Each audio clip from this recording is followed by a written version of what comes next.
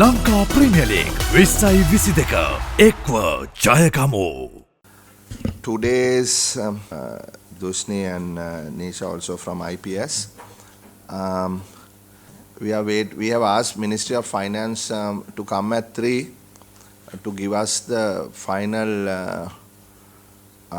timeline, responsibilities and persons at 3 o'clock. I mentioned in the House this morning that we have given them one more opportunity.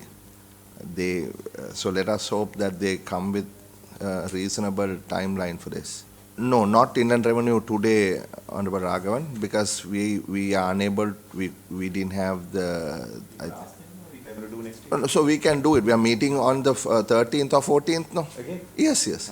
Yeah, so that is why I wanted to give them some time. If you can give them, then work on that. Yeah, and also we have now started, we have a schedule now. From January, we will have regular meetings.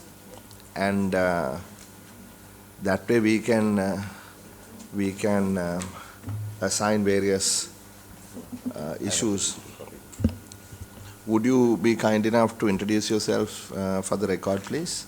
Dushni Verakon, Executive Director, Institute of Policy Studies.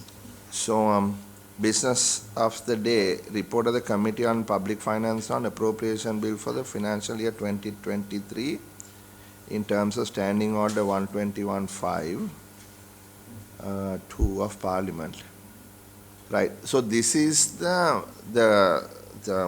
report that looks at the government policies and sort of look at how monies have been allocated, prioritized based on the policy. So we had a sort of a challenge at the beginning because we did not know exactly what the policy is. Previously we had the President Gotabaya Rajapaksa's policy, but we used the budget, right, to sort of assess where President Wickremesinghe is planning to spend most of his money in, other than interest. And based on that, IPS has produced this report. So what we would like Dushni and Nisha to do is to make a presentation, and we could, in the sense you can just go through, and then we can, not necessarily a new presentation, what you have, and then we can hopefully engage with you, and if there are any amendments that we require, we can do it, and we will submit this actually on Thursday. Just on the change in policy direction, I think that was discussed at that previous meeting. We looked at the interim budget that was presented in August and the other second annual 2023 budget presented in November. What we did identify is that there is a departure in terms of the emphasis from the vistas of prosperity and splendor. There is leaving the macro stabilization issues aside, which we have to get under control one way or the other. Emphasis repeatedly that it's going to be an export-led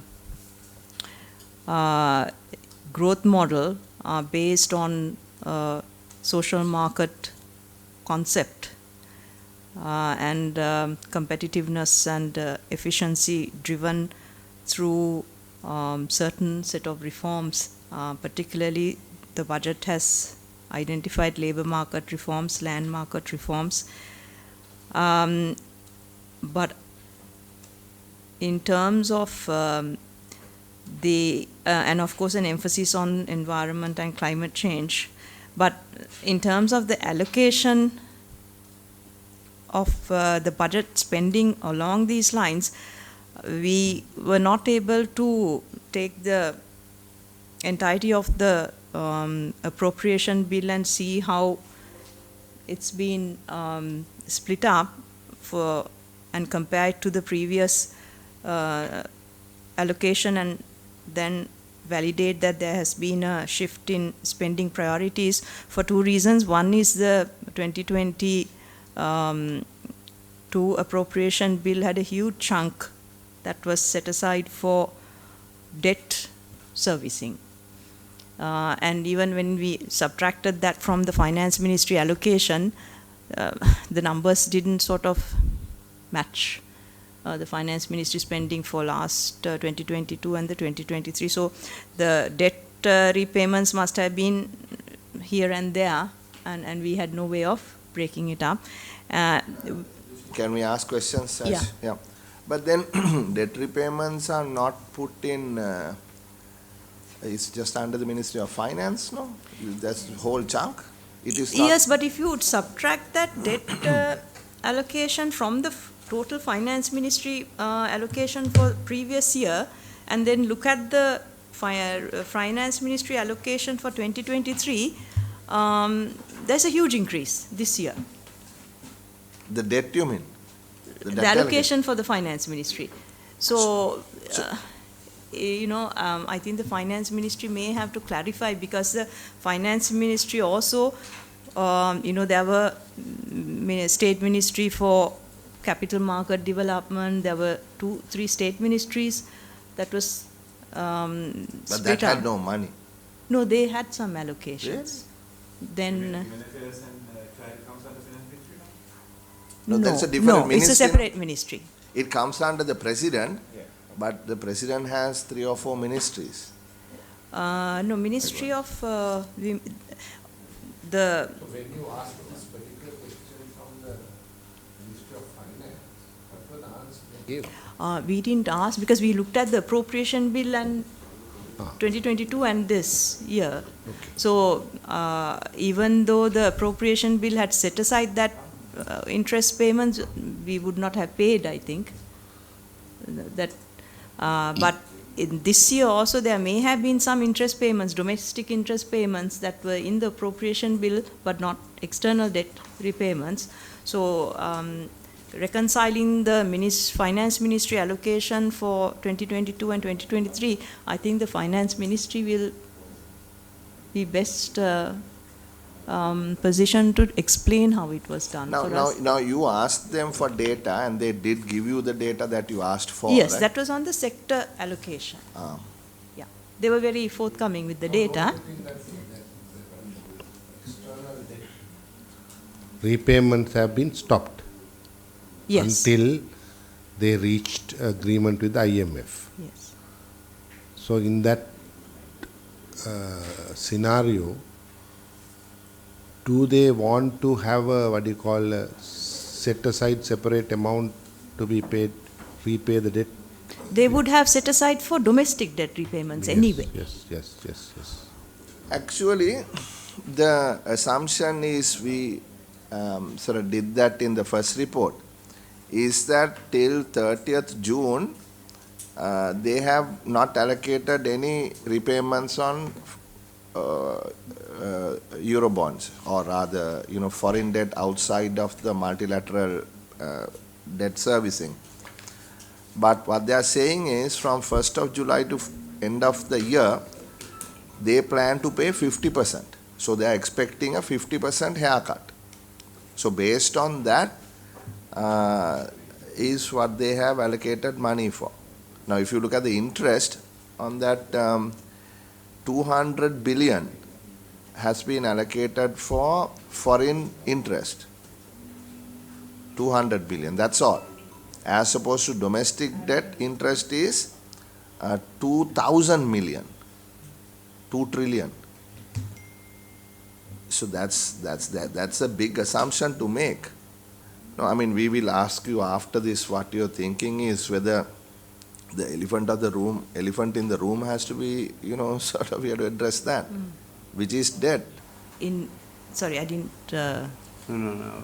Do you have any other alternative way of reallocating the finances? No. I mean, It's if you tight, isn't it? It's very tight. It's very tight, because even when we look at whether the budget spending is in line with government proposals, Yeah. most of the proposals are reforms or setting up Yeah, committees 50 to million, study. 100 million. 100 million here, setting up a medical faculty there. So there is no spending shift. And I think partly the problem is there is no money for any additional programs to have been initiated and got going. So they are essentially Basically a crisis kind of a yes, budget. you are basically covering salaries and all of those of the various departments that are coming under each of these ministries. So even one of the, we tried to map the ministries to the previous ministries, but again, if you look at, say, Ministry of Technology Development, Ministry of Investment Promotion, which was set up new ministry, there seems to be a huge allocation. But when you really look behind the number, it is because the Department of Immigration has been shifted from one other ministry previously into this. Not that additional spending has been set aside apart from 200 million for. So I listened to the President's keynote at the Chamber of Commerce Economic Summit yesterday. He basically said he has no plan for reform, and everybody sort of fell off their chairs. No. Yeah, he said that is the headline in the FT this morning. He said, I have no plan for reform, neither does the government. So everybody was shocked and they were all looking at him, 500 people there. And he said, well, that's it. And we have to build a new economy. So this is his exact words. So, I mean, I don't know. he has a committee on economic stabilization, reforms and promotion of growth working from the Presidential Secretariat, where certain short-term reforms for stabilization and more medium-term reforms have been, IPS is also part of that committee. We are to draw up some of those reforms and action plans to follow through. So I don't know why he said there is no attempt to. I mean, give us a summary. Now you have the report, no, Dushni, Yeah. we can go through it. Yeah. But what is the summary? I mean, as, advisors to government, IPS, and being part of, member of the committee that you also mentioned just now. I mean, where are we going? Where is Sri Lanka headed in 2023? The money that has been allocated, the way you have analyzed, how much of it will actually materialize? Is this meaningful? My sense is, given the lack of resources, this is just covering your basics, just to keep the government machinery running. And even there, I think whether we will arrive at the revenue figures, a lot of doubts. If your economy is contracting so sharply, revenue is automatically impacted. But leaving aside and these measures are you're squeezing demand in the economy, whether it's monetary policy or fiscal policy or the exchange rate devaluation, which jacks up prices. So essentially, when you look at the recovery process from a crisis of this sort, there's enough literature that is now being written. At best, you will see 2 years of your per capita GDP contracting. And at worst, it might be 5 years. And before you start trending up again. But again, whether you will actually, catch up to what your trend growth would have been, if not for the crisis, there is a doubt. Because what they say is for emerging markets like ours, when you have a severe downturn, a prolonged downturn, you can have permanent output losses. You will not return to trend growth. You will just grow below Yeah, that, I mean, right? that's the point that I want to get to, but before that, you had a question. I'm no economist, everybody knows that. So I think I'm trending into areas where short hair economists, long hair economists, and bald headed economists are there. So I had to be careful. I have a very layman question. Chairman, I think unplanned referred to this as a report 3 times. And I think it's a report, it's not an analysis.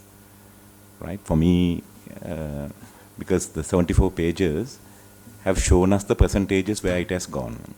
So it's basically rearranging the numbers into a more neatly manner. That's what I see. But I expected, now you may say you are a think tank and you don't have a mandate, but we are living in a crisis, global crisis, which has become national crisis because of our own political fault. We have made that crisis an existential issue now. So I don't think anymore anyone can define, say, I am think tank, you are advocacy. I do understand that. Aragale should have come from you all, because you are trained to see the horizons before all of us, at least the economic horizon. I would have much respected and marched with you if you had said that this country is going to disaster. Not just in your fine-tuned 9-point font reports, but publicly in single-line media. But you may be not wanting to do that. Then we had this whole issue. Now we are post-Aragale, we are trying to look at. I didn't see any of the recommendations, madam. For instance, 14.8% of the total budget is for what? For military. Now, should we not question this or not? Who should question? Is the street three-wheeler guy, or you should question? Or your institute should question this? Then we have public administration. Nobody in this country, except for those who are sitting in their positions, are happy about public services delivery. We all know this. But 23.4% is allocated for that.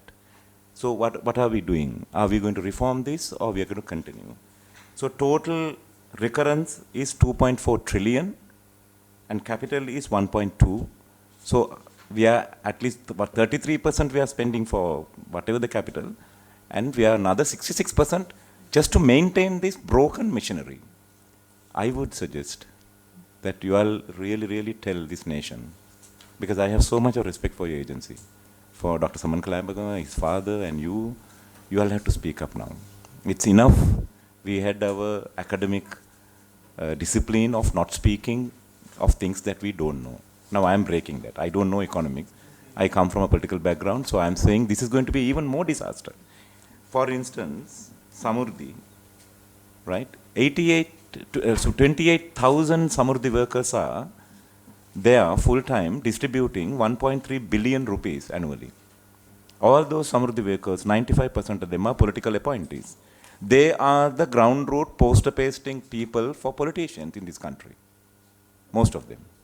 Shouldn't we speak about that? My opinion, sir. Do I have the right to be wrong, sir? Okay. Can I finish then, sir? Yeah, please. I have the right to be wrong, no? This is my experience. And that is why I am a nationalist MP, Ping Mantri. And I am not going to contest election next time, because I want to at least be conscious to what I am trying to do. So if I say, this will be the respond. But if you say, it has more authenticity, right? What are we doing with this? Samurdhi has become a political campaign. People who are in Samurdhi, they say 60% are unqualified, but they are somehow in, and then politicians come and say, we will increase Samurdhi more. මේ පිළිබඳව කතා කිරීමේ අයිතිය සාරධර්ම හා බුද්ධියම අයිතිය තියෙන්නේ උගලන්ට. විශේෂයෙන් රජ ඒජන්සියක් නිසා. ඒක නිසා තමයි mantri.lk සහ අනිත් අය කතා කරන දේවල් ජනයා දැන් කියන්නේ මෙච්චර දෙයක් අපි දැනගෙන හිටියේ නැහනේ කියලා. So my suggestion, I can't propose anything to you. My suggestion to you is that you try to, we will support you in the parliament, and I certainly will support. If you are only saying you are a policy tank, try to also be a voice. If that needs to be some changes of your term of reference, we'll try to do that. Only one more thing I would say, focus on sustainable revenue. Now I have been asking with the chair, how is tax department is going to collect this so-called revenue. No plan whatsoever. If you were here, you would have. Last time when they came, they said they couldn't collect the 290 billion VAT tax given by the consumer to the government, outstanding still, because they didn't have petrol, their computers were broken, they had COVID. Next year, August also, they may come and say the same thing, madam. So this nation will again go through the same cycle. So how are we going to assure this revenue? What are the plan Bs? If the Ukraine war continues, some calamity happens somewhere, do we have a plan B? Then the design of the revenue, right now it's taxing, even export services 30% taxing. කරන්න පුළුවන් ලේසිම වැඩේ tax ගහන එකනේ. ඒක තමයි දැන් කරලා තියෙන්නේ. But is that design justified in economically? Is there any other? Then of course implementing of the actual collecting of the revenue and making sure it's profit parking, it's converting. Now yesterday they told us they just thought apparel industries 45% is expenditure, balance 55% should be converted.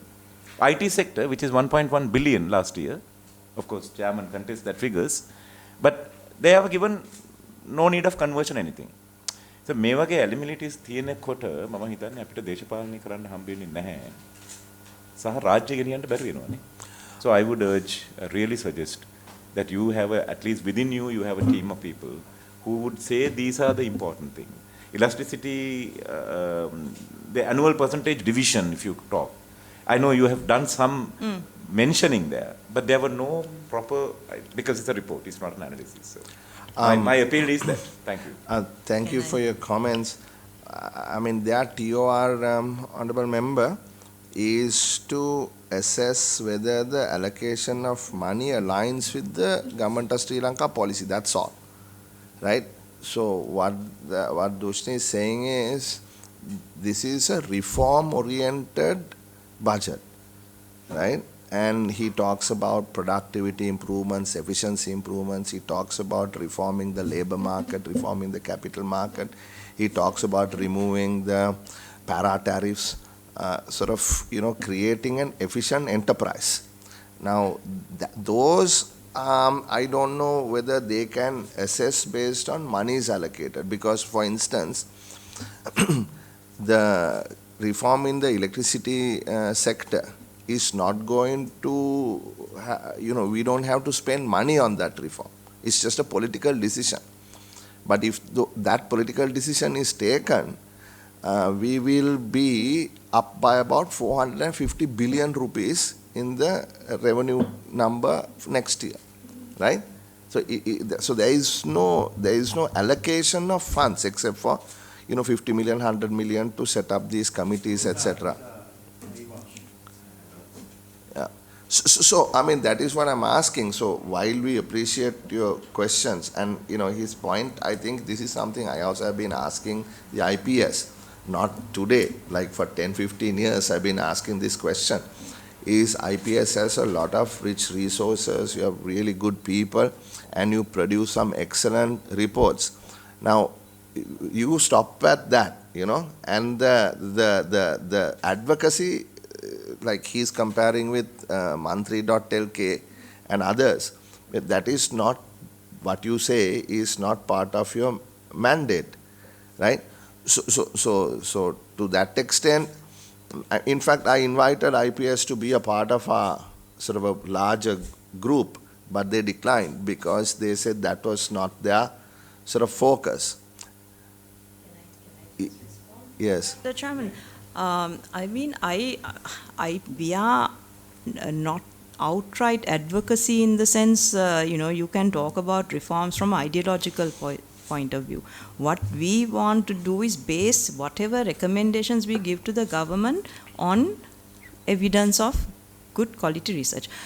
Having said that, it is not that we shy away from working and advising, but we feel because of being a semi-government organization which work with different governments every 3, 4, 5 years, that, a different model works better for us in terms of a more a quieter approach. And if you look at the number of committees through which our researchers sit and provide those policy inputs. We have had inputs in all sectors, into the education sector, into environment sector, into climate change, all the national climate adaptation policy of the of the Ministry of Environment we've done their cooling policy now, on migration.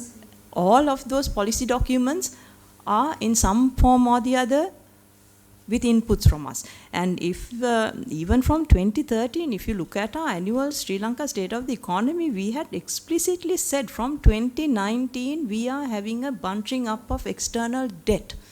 How are we going to start repaying this without getting into a crisis if there is an external shock? And repeatedly from 2013 onwards, if you pick up our State of the Economy, I can give it to you, there is continuation of that same highlighting the probability of us coming to an exact crisis of this nature.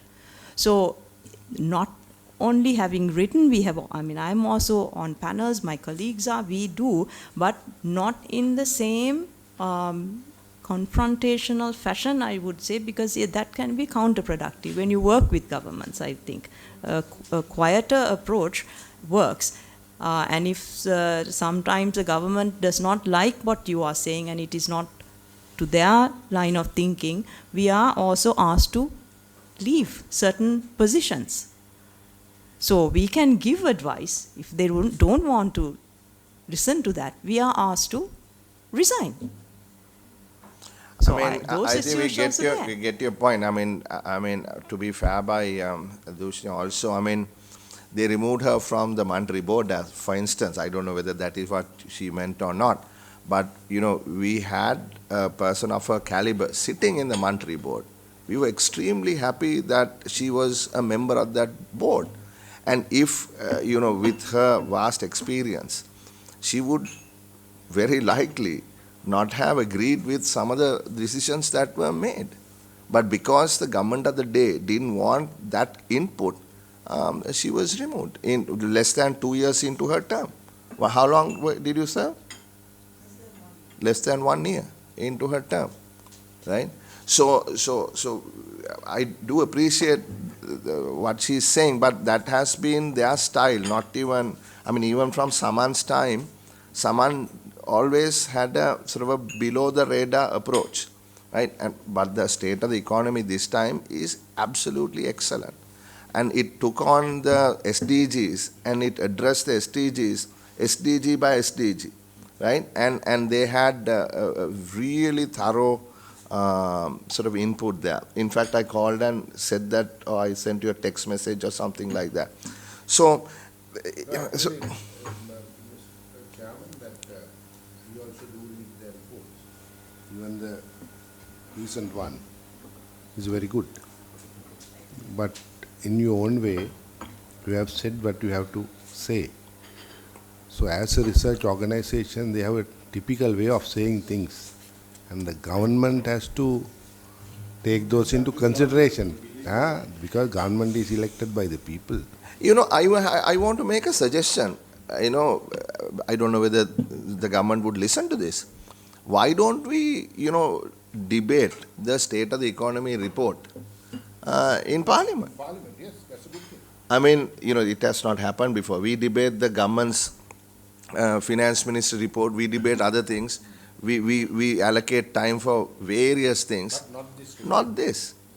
And if we can have a day's debate on the State of the Economy report, I mean, if you gentlemen think that's worthy. The idea that we also have been for central bank and various other institutions. We do that, no? No, I mean, so are we going to have the IPS on the same platform?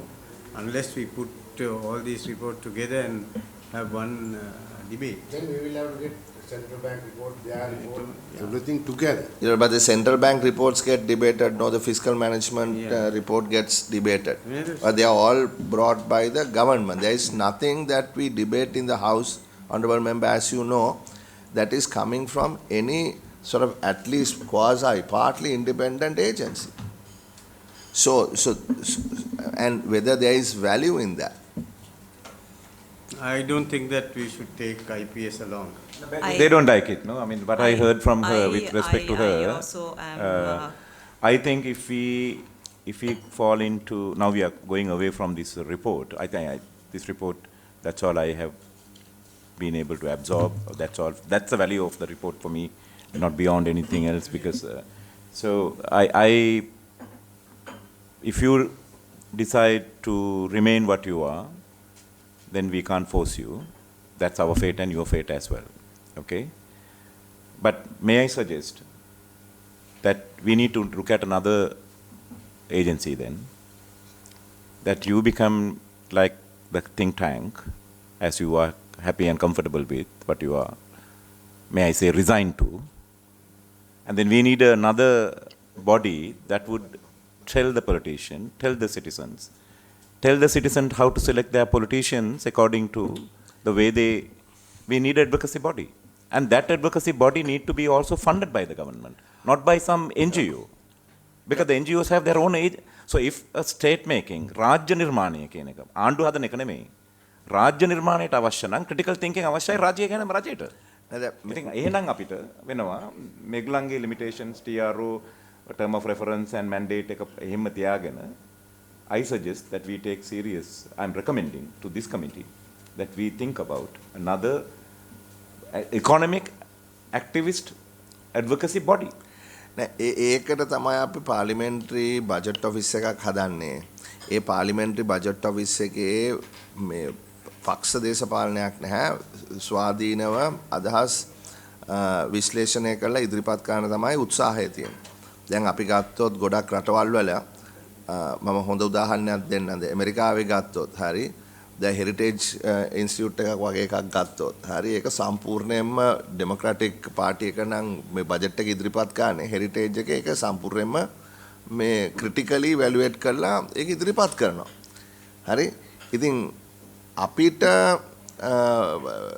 මේ පළවෙනි step එක හැටියට ගරු මන්ත්‍රීතුමා අපි independent budget office එක හදනවා හරි ඒක හරහා අපි බලමු කොහොමද කියලා මේ ස්වාධීන මේ විශ්ලේෂණයක් ඉදිරිපත් කරන්න. ඉතින් ඒක කොච්චර දුරට ඇඩ්වොකසි කරන්න පුළුවන් වේද කියලා මම දන්නේ නැහැ. නමුත් මම උත්සාහ කරා, දිගටම උත්සාහ කරනවා පාර්ලිමේන්තු මන්ත්‍රීවරු සියලු දෙනාටම රජයේ ඉදිරිපත් කරන මේ ප්‍රතිපත්ති යම්කිසි විදියකට ධනාත්මකව මේ මොකද්ද ධනාත්මකව මේ what do you call criticism ධනාත්මකව විවේචනයක් ඉදිරිපත් කරන්න මේ අපි පටන් ගත්ත සෙෂන්ස් වගේ ඔබ IPS එකත් ඇවිල්ලා එක සෙෂන් එකක් කරා මේ බජට් එකට කලින් නේ අර මේ වෝටර් සෙජ් එකේ ඔගොල්ලෝ කරේ නෑ so we got other people to come and do so for the MPs to get a sense of what the other side of the coin is so එහෙම තමයි ඉතින් අපිට පටන් ගන්න වෙන්නේ මන්ත්‍රීතුමා. අලුත් තව ආයතනයක් අපිට නිර්මාණය කරන්න හැකියාවක් නැහැ ඉන්ඩිපෙන්ඩන්ට් බජට් ඔෆිස් එක ඇරුණාම. Okay. Yeah. You are experienced politicians who have been before me parliament, sir.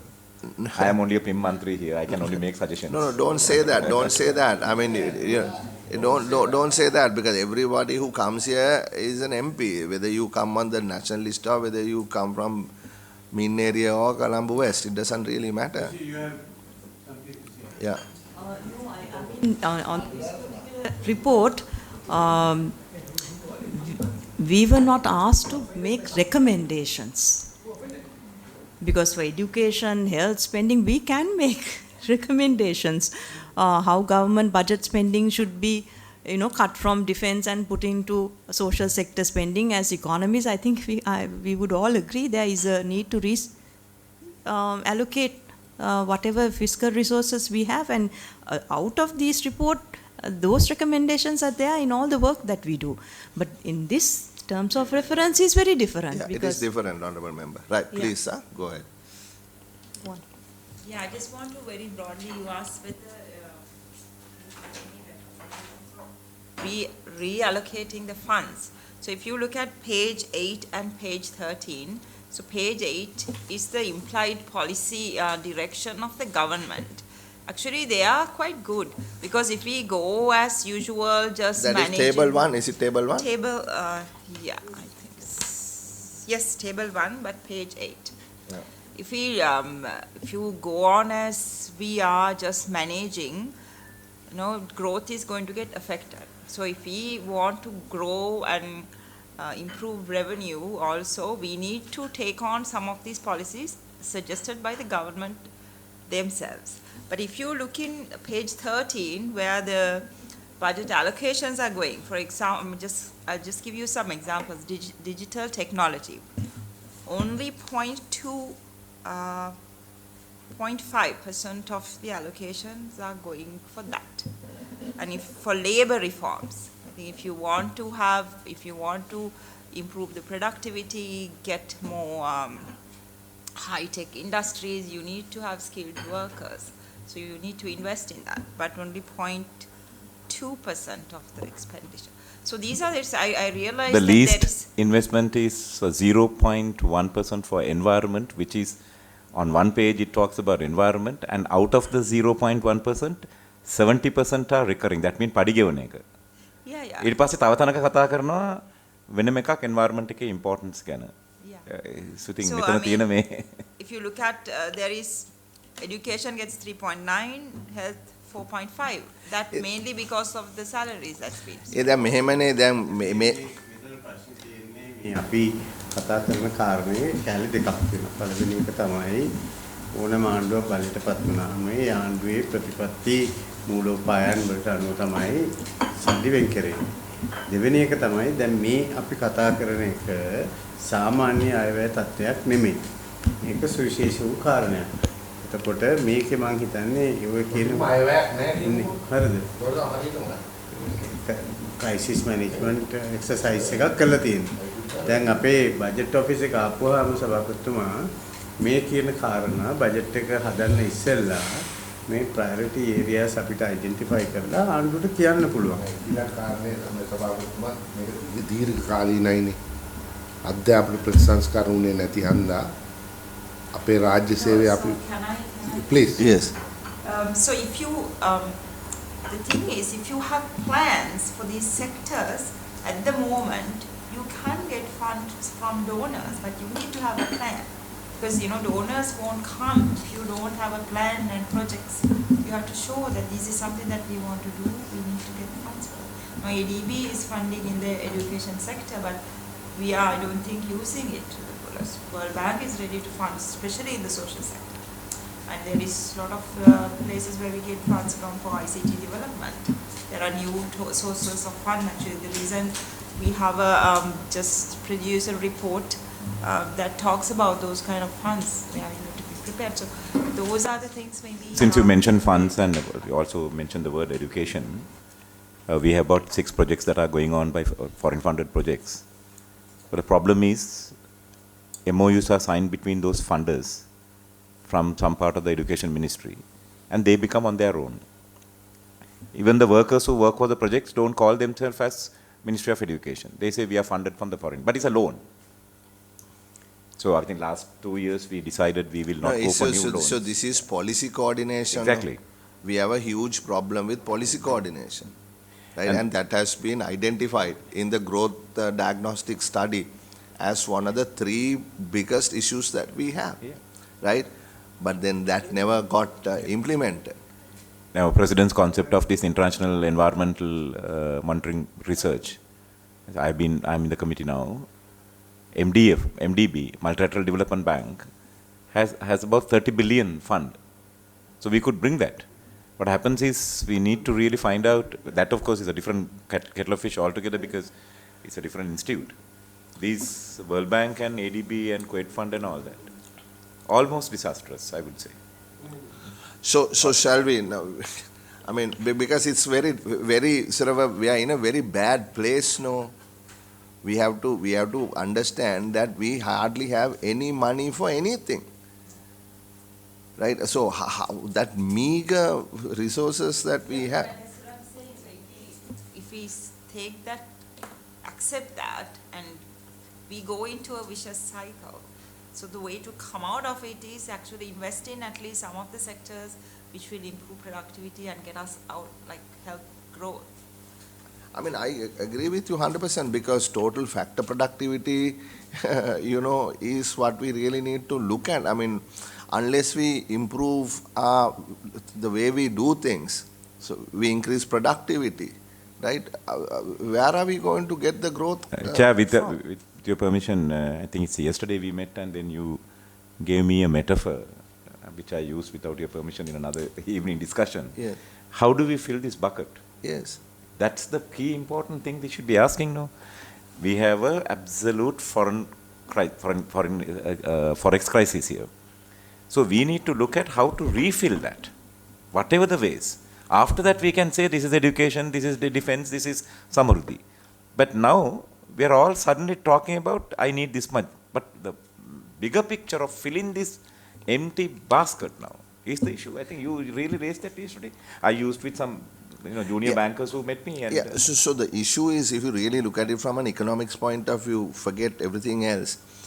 I mean, unless we are efficient, we cannot compete. I mean, that's the bottom line. That's the bottom line. So, I mean, if we can't compete, we can't win. අපේ revenue plan එක මොකද්ද? අපි හිතමු උදාහරණයක් වශයෙන් යුක්‍රේන යුද්ධය ඔය ගානටම යනවායි කියලා. මේසි දැන් කියනවා මේසි ඉතලකින් ඉවර වෙයි. මෙහෙමයි. ඒක මේ ගරු මන්ත්‍රීතුමා කොහොමද අපේ ඉන්කම් එක මොකක්ද කියලා කියන්නේ? ඒක IPS නෑ මම කියන්නේ මේගොල්ලන් කොටසක් ඇට. යා. මේගොල්ලන්ගේ මම කියන්නේ මේගොල්ලන්ගේ වගකීම කියලා. ඒක අපි කියන්න ඕන. හරිද? ඒක මෙහෙමයි ඒක ගොඩාක් complicated function එකක්. හරිද? government revenue එක variable 50%ක් මත තීරණය වෙන එකක්. ඒක අපි කාටවත් බෑ. අපිට නිකන් දල අදහසක් විතරයි. දැන් අපි හිතමු ඔය අපි tax reform එක ගෙනාවා. We don't know whether we will be able to collect. ඔතුමා කියන්නේ එතකොට තබවරු තුනකුත් අපි දන්නේ නැහැ. ආර්ථිකය විදේශ ආර්ථිකය මොනවා වුණත් දේශීය ආර්ථිකයත් අපි තවමත් අඳුරේ අතපත ගගා තමයි යන්නේ. නෑ මම එක උදාහරණයක් දෙන්නද ගරු මන්ත්‍රීතුමා. දැන් CB එකයි CPC එකයි විශාල losses තියෙනවානේ. ඔව්. ඒ losses අපි ඒවට ගෙවන්න අපි ජනතාවගේ බදු මුදල් හෝ මේ ණය ගන්න එපා. ඔව්. දැන් රජයේ උත්සාහය තමයි ඒක අවම කරන්න. එහෙම නැත්නම් ඒක නැති කරන්න. හරි CPC එකටයි CEB එකටයි cost recovery pricing mechanism එකක් ඉදිරිපත් කරන්න. එතකොට මේ බකට් එකෙන් එළියට යන ප්‍රමාණය අඩු වෙනවා. එතකොට යම්කිසි ප්‍රමාණයක් ඉතුරු වෙනවා. ඉතින් ඒක අපිට පුළුවන් පාවිච්චි කරන්න අධ්‍යාපනයට, සෞඛ්‍යයට යනාදී වශයෙන්. එතකොට දැන් ඒක තමයි revenue raising oils, reducing the expenditure කියන එක මේට address වෙන්නේ. අවසානයේදී අපිට අවශ්‍ය වෙන්නේ revenue raising එක විතරක් නෙමෙයි. budget එකේ gap එක මොකක්ද කියන එක. හරි? So that is why immaterial of which political party we belong to, we have to support the reform process. Without supporting the reform process, අපි මේ රට ඇත්තටම අගාධයටම යයි. මේක මෙහෙමයි දැන් මේ කියන සමහර තීරණ දේශපාලන වශයෙන් අතිශයින් සංවේදීව. ඔව්. හරිද? ඒවා ගනිද්දී ආණ්ඩු කල්පනා කරන විදියක් තියෙනවා. පෞද්ගලිකව අපි කල්පනා කරන විදියක් තියෙනවා. මේ දෙක අතර දෝලණය වීම තමයි අවුරුදු 74ම සිද්ධ වුණේ. දැන් උදාහරණයක් විදිහට මේ ආණ්ඩුව මාරුලා වෙන ආණ්ඩුවක් ආවනම් ඒගොල්ලන් කියන අපි තමුන්නාන්සලාගේ ඉන්ධන බිල වැඩි කරන්නේ නැහැ කියලා. හරිද? එතකොට ඉන්ධන බිල වැඩි කරන්නේ නැහැ කියලා කියන්නේ public expenditure එක වැඩි වෙනවා. හරිද? විදුලි බිල වැඩි කරන්නේ නැහැ කියන්නේ ඒක වැඩි වෙනවා. හරිද? තව ලක්ෂ 5කට අපි සමෘද්ධි සහන ආධාර දෙනවා කියන්නේ ඒක වැඩි වෙනවා. ඉතින් ඕක මේ අර ග්‍රේ ඒරියා එකක් නේ. කොතනද අපි හරියට හිටගන්නේ? ඒ නිසා තමයි මේ අපේ සභාපතිතුමා ඔය බජට් ඔෆිස් එක හරහා මේවා අපිට මුල් අවධියේදීම කියන්න පුළුවන්. ගවර්න්මන්ට් එකේ what should be the policy priorities. දැන් කවුරු හරි කිව්ව military expenditure අඩු කරන්න කියලා ඒක ඉතාම දේශපාලන වශයෙන් සංවේදී කාරණයක්. සමාජ සංවේදී. ඔව්. නේද අද මොහොතේ උදාහරණයක් කෝප් එකේ විශ්වවිද්‍යාල මේ හොස්පිටල් එක වැඩක් නැති ඒකන කතා කරලා there is no management. No one knows. කඩලා කඩයක් ඊට වඩා හොඳට මිනිස්සු කරනවා. කඩලා කඩයක්. ඒ කියන්නේ දැන් තියෙන ඉඩ කඩන් ටික ආට පිටාවේ මිනිස්සු අල්ලගෙන. ඔය 165ක් අල්ලගෙන. දන්නේ නැහැ. කෝටි ගාණක් වගේ ඉතින් ඒ වගේ නිකන් මම කියන්නේ ඒක ගත්තොත් එහෙම ඊට පස්සේ මේ පබ්ලික් එන්ටර්ප්‍රයිස් එකේ ගිය අවුරුද්දේ 1.2 බිලියන් මේ අවුරුද්දේ 2 බිලියන් මේ contribution එක. ඉතින් මෙහෙම ඒ කියන්නේ ඒක අස්පනා අපිට පේනවා ප්‍රොෆිට් කරන්න පුළුවන් යුනිට් එකක්. හැබැයි මේ මොකද ෆයිනෑන්ස් මිනිස්ට්‍රි එකේ මොනිටරින් 0. දැන් අපි බැලුවොත් පබ්ලික් එන්ටර්ප්‍රයිසස් වල හැම තැනම ලොස් එකට අපිට ඒගොල්ලෝ මේ මුදල් අමාත්‍යාංශය කියන ලේසිම උත්තරේ තමයි මම ආවේ ගිය මාසේ එහෙම නැත්නම් මම ආවේ මේ පිට මාසේ ડોක්ටර් you have experience නේ. එතකොට ඉතින් ඒ වගේ දැන් මොකද්ද මේකට දැන් අපි මේ මහන්සියලා කතා කරාට මේක ඩ්‍රයිව් වෙන නෑ අපිට එක දෙයක් කරන්න පුළුවන්. දැන් උදාහරණයක් හැටියට මන්ත්‍රීතුමා දැන් අපි හිතමු ඉලෙක්ට්‍රිසිටි සෙක්ටර් රිෆෝම් එක. අපිට පබ්ලික් ෆයිනෑන්ස් එකෙන් අපිට පුළුවන් ඩොකියුමන්ට් එකක් ඉදිරිපත් කරන්න දේශපාලන කෝණයකින් බලන්නේ නැතුව මේකේ මේ ධනාත්මක ඍණාත්මක පැති මොනවද? I mean, you know, what Kanchana said yesterday is spot on. What he said is we have to sell it at 56 rupees. Everybody has to buy at 56 rupees. Now, whether the 56 rupees is the right number, I don't know. If there is wastage, corruption, inefficiency, that has to be reduced. So 56 minus some X amount, everyone has to pay.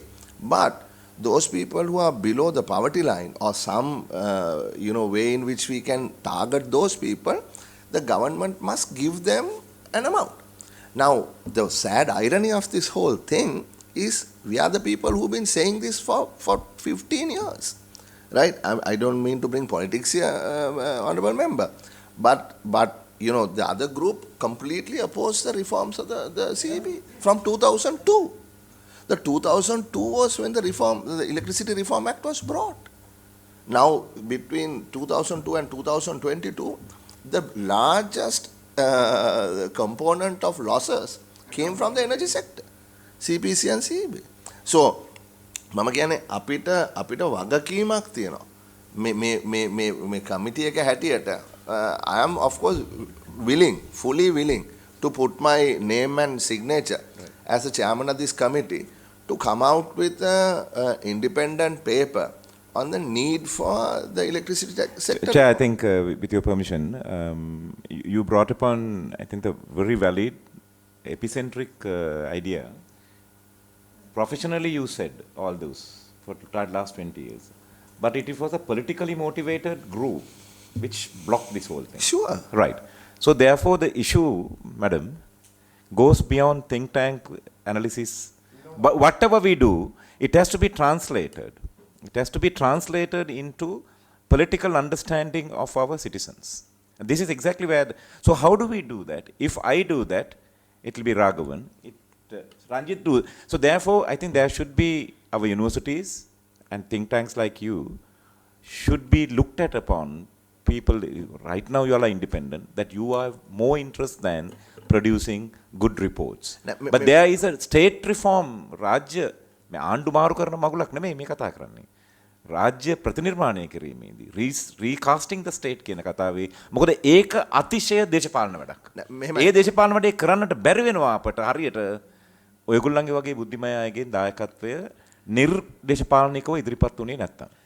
මගේ වේදනාව ඒකයි මම කියන්නේ. My thinking is all this is government policy. No, I have been in the government now nearly 30 years. I had one time the petroleum sector, right? What really happened once the prices go up to very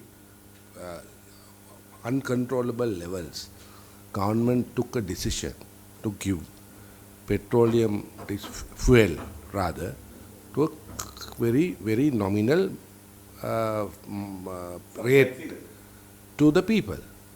Ultimately, who absorbed the loss? The Petroleum Corporation. When I took over, we managed to, in 2000, get a profit. But our losses are so much in the past. And I thought of bringing this level when the prices are dropping from $120 to when I left it $65. But I want to keep a margin for our corporation so that I can pay back all those. Ultimately, another decision. New government reduced it by 30 rupees. So then whole thing after us went different direction. So all these are political decisions. No one realized that ultimately we will come to this level. Now we have already come to this. We are a bankrupt nation.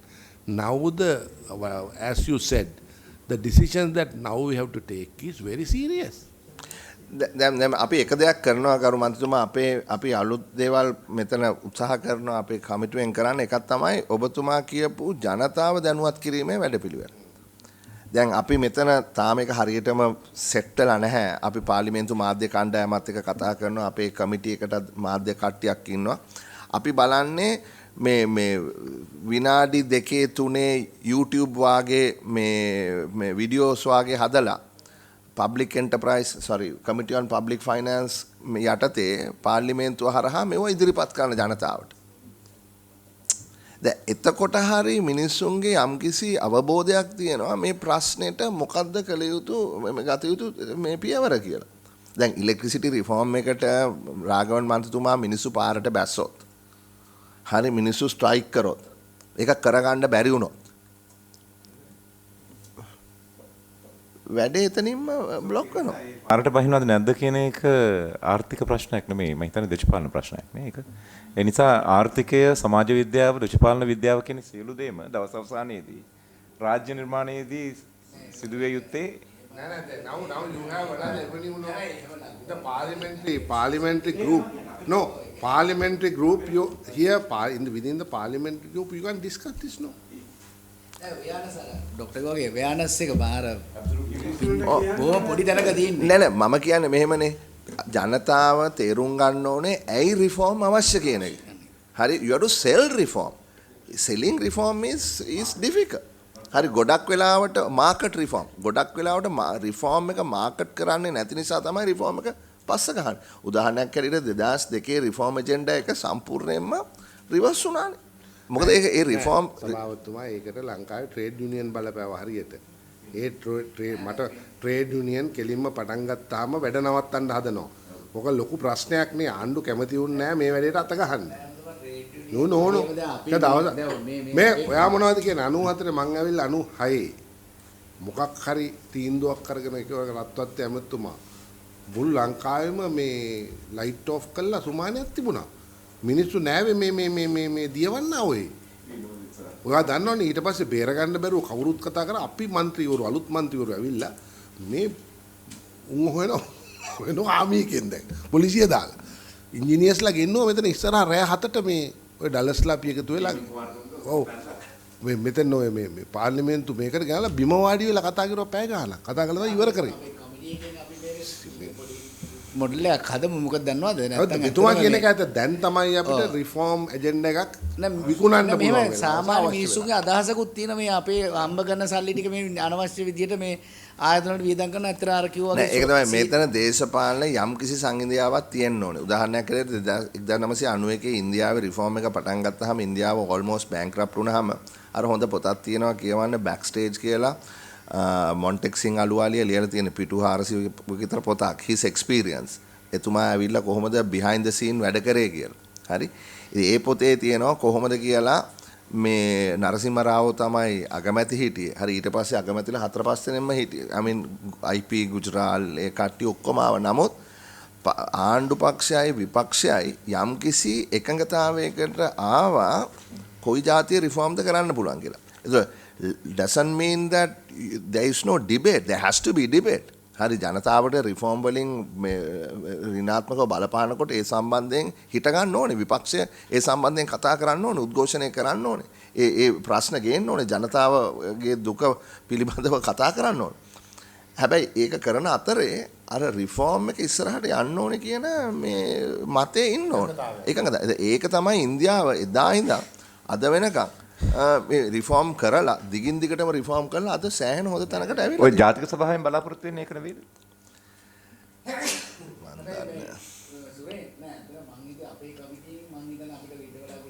අන්න පුළුවන් කියලා මොකද awareness එක පැත්තෙන් දැන් මොකද last week අපි Indian හයි කමිෂනර් හම්බුනාම පස්සේ එයා ඒගොල්ලන්ට අමාරුම කෑල්ලත් ඒගොල්ලෝ ප්‍රයිවටයිස් කරා කියලා සැටලයිට් එක මේ කියන්නේ ටෙලිකොමියුනිකේෂන් සැටලයිට් කම්ප්ලීට්ලි ප්‍රයිවටයිස් කරා කියලා කිව්වා. ඒ කියන්නේ last week අපි හම්බුනාම ඒ තැනට ඒගොල්ලෝ රැඩිකල් ඩිසිෂන් ගත්තා මිනිස්සු බොහොම හොඳට ඒක ඇක්සෙප්ට් කරලා දිනවල දැන් Yeah, even Modi was not able to do all the reforms. He had to roll back the farmers, the agriculture reforms. Not everything has gone through, but to a fair extent, the reform agenda is progressing. Chairman, with your permission, Yes, I think this is the high time to have reforms because we are stuck in the deep, and that's what like people, their perception has changed a lot. But the reforms must be very transparent. So we have to ensure that if we are going to sell our public properties, it should be sell in a very transparent manner.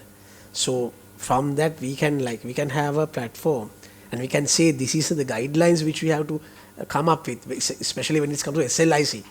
The way they have sold earlier 6,000 rupees per perch.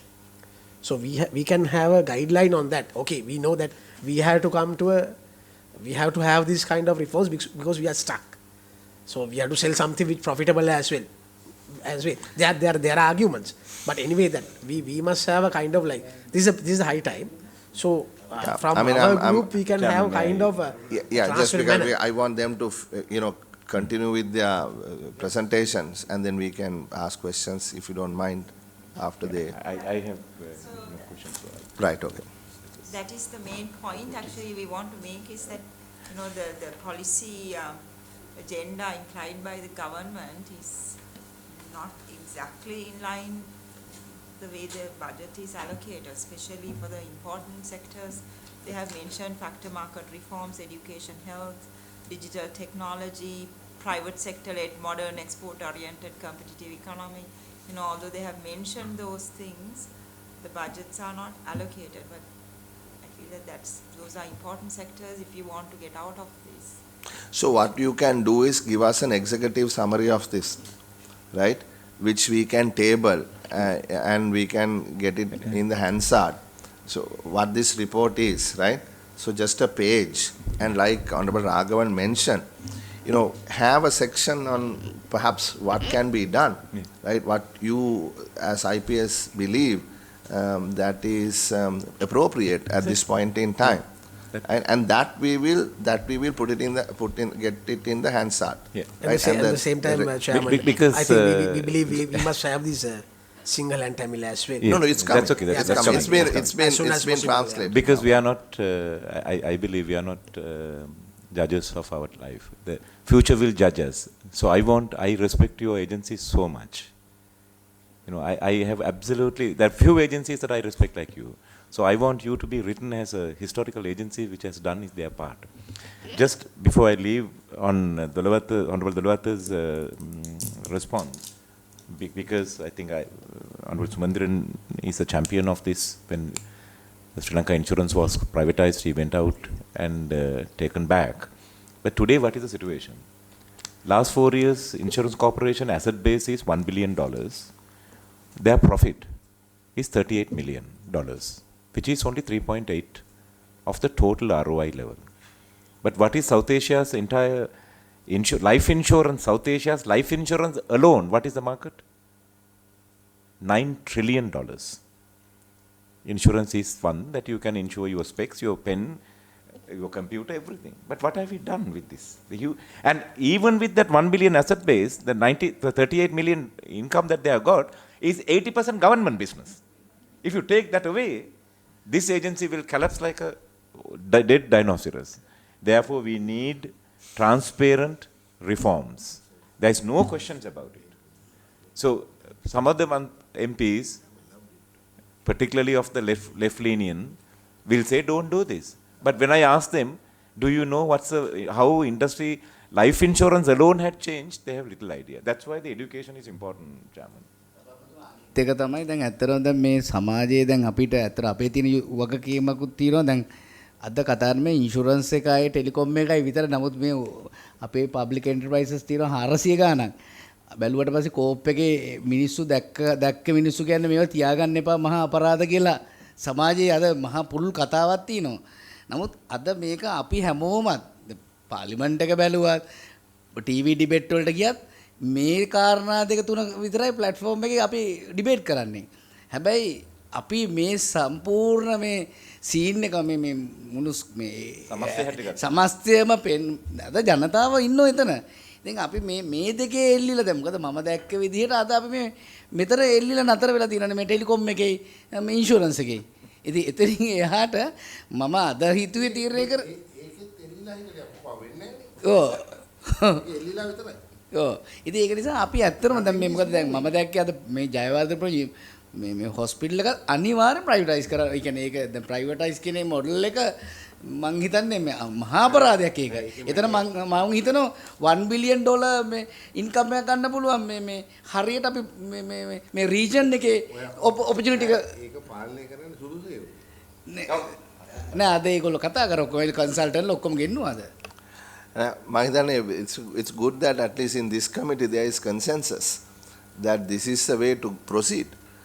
මම නම් මගේ ජීවිත කාලේ පුරාම මේක කියෝ හිටියා. හැමදාම මට ධනවාදියා කියලා මාව අපේ කණ්ඩායම පිසි කිරුවා. මම අදහස් කරේ ඕක බොහොම කාලයකට කලින්. මම ඔයා කියන්න දෙන හැමෝටම කම නෑ මිනිස්සු අද ඉන්නවා. මොකද මිනිස්සුන්ට අද මේ විනාශ වෙලා තියෙන මේ නිකන් අනවශ්‍ය රාජ්‍ය ආයතන ටිකක් නඩත්තු කරන්න කියවලා අපේ සල්ලි වේදම් කරනවා කියන එක දැන මිනිස්සු ආණ්ඩුවක් බලයට ආවම සභාපතිතුමා මත් කරනවා. අපි ඒතර මොකද්ද දැන් අපි ඉඳගෙන අපි මොකක් හරි පොඩි ප්‍රෝග්‍රෑම් එකක් හදමු අපි.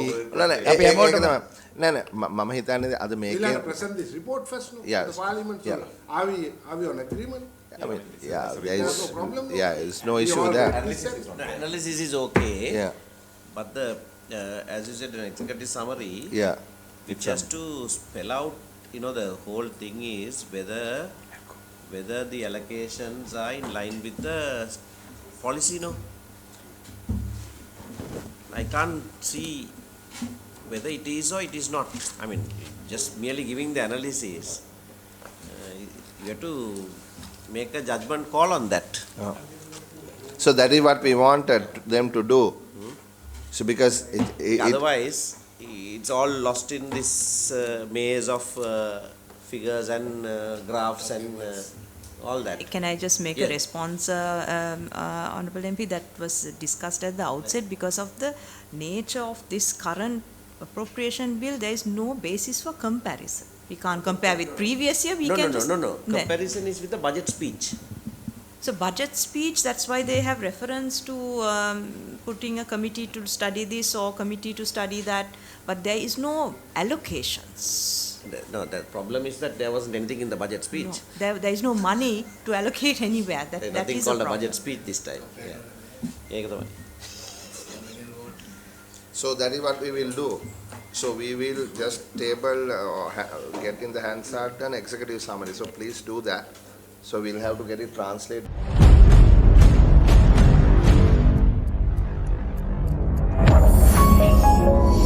You're watching the Lifetraveler channel.